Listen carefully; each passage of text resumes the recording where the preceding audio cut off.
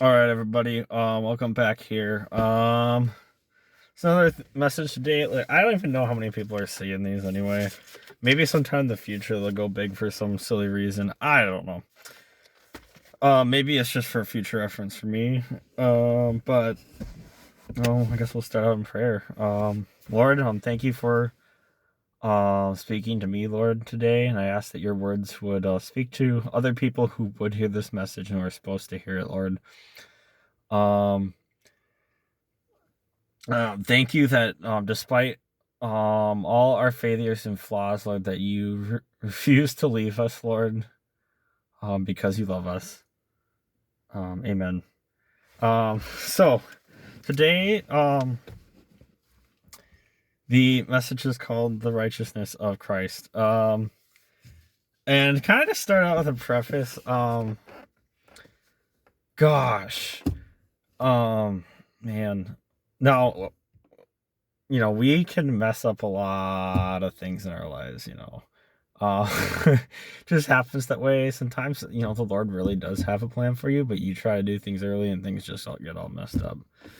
And other times, you just yourself mess up or, I don't know, fall back into old habits or something comes up. The Lord wants you to bite it in the butt. And there's that.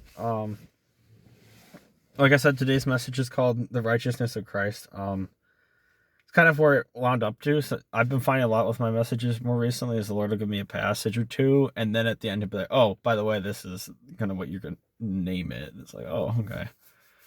So here's that. We're going to start out in Numbers 14, 3 through 10, and then we're gonna end with Luke 11, 33 through 36. So 14, 3 through 10.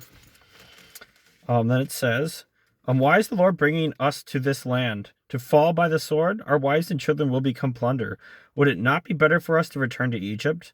So they said to one another, let us appoint a leader and return to Egypt. Then Moses and Aaron fell on their faces before all the assembly of the congregation of the Israelites.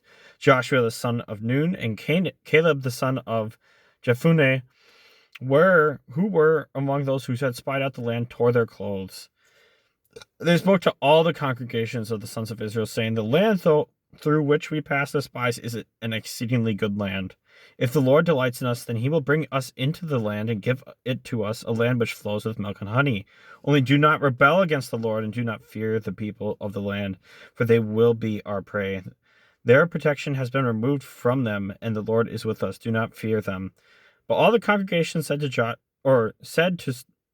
stone Joshua and Caleb with stones, but the glory and brilliance of the Lord appeared at the tent of meeting before the sons of Israel.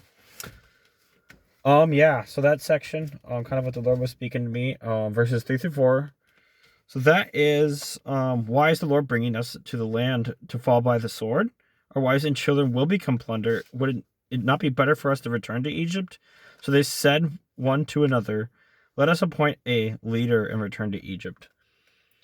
So kind of, all these messages I speak are also to myself, just so you guys know.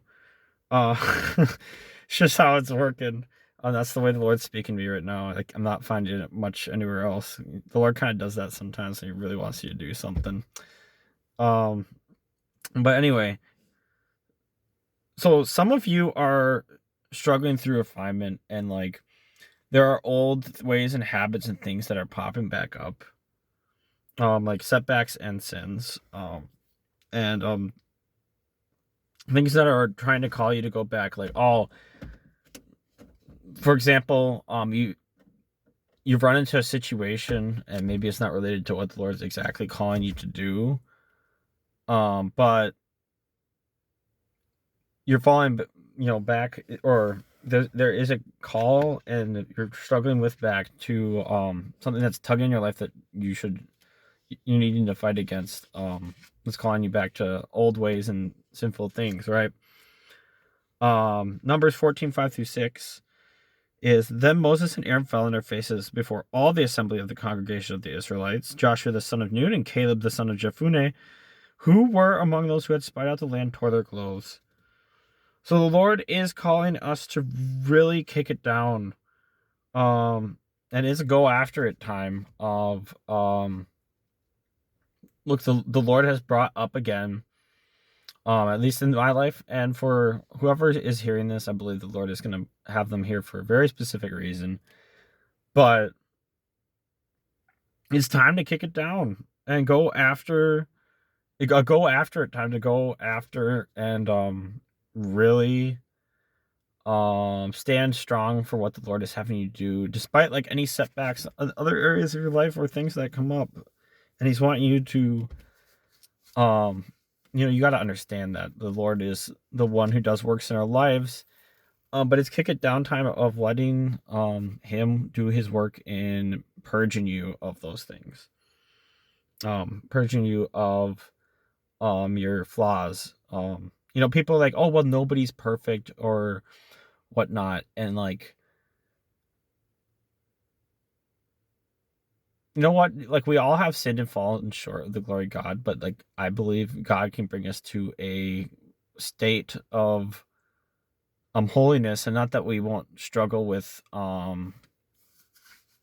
fleshly desires or sins or stuff, but the Lord is calling to refine us. And then Numbers 14:7-9. So 7-9 is this, and it says, and they spoke to all the congregation of the sons of Israel, that's Joshua and Caleb, saying, the land through which we pass the spies is an exceedingly good land. If the Lord delights in us, then He will bring us into this land and give it to us, a land which flows with milk and honey. Only do not rebel against the Lord, and do not fear the people of the land, for they will be our prey. Their protection has been removed from them, and the Lord is with us. Do not fear them. So the Lord, kind of what I was just talking, is asking to continue on with Him and keep pressing in. And despite like, especially, okay, so if you made it this far, maybe you're like, well, like thinking like, oh man, like this last time, like I messed up back again and into different things or whatnot. And the Lord is saying, like, maybe you think you've messed up what the Lord has for you, or you think you messed it up, or you missed it, or you just messed up too. The Lord is saying that, verse 7 here. So He's saying, verse 7, I'll start 7b. The land through which we pass this spies is an exceedingly good land. So those things that He has for you are still good things. Those are the things He has for you. But what He's asking for us to do is to continue to purge out those things which are things of rebellion, really. He's asking us to do that so we can move on to the next thing He has us called to do. And then 14:10. So that is, but all the congregation said to stone Joshua and Caleb with stones. But the glory and brilliance of the Lord appeared at the tent of meeting before all the sons of Israel. So what the Lord is saying is, if you don't give up, so you keep pressing in, so you're not going to give in like, oh, I messed it up again, like this has just got to be an issue with me or something. There's like there's no way that I can do it. Like the Lord is saying, He knows there's no way you can do it, is what He's saying. But what He's saying is keep pressing in. And the Lord, with that, He will pour down His glory. Like I was asking, like, because I like to think presence a lot in some of these things, and the Lord was like, no, He will pour down His glory upon you and what He's going to be doing for you. Just keep pressing in. And as you press in, even in these times that you slip up, the Lord Himself, if you keep pressing in, and even though you feel like maybe you've moved far from the Lord in a moment or time period of just from some things you felt like you fell back into, like the Lord is going to purge you with that, and He's going to pour down His glory on you. In Luke 11:33-36. So this is much farther up. Hold on, I bookmarked it. Yep, this is the way I do things. This is the way to do it.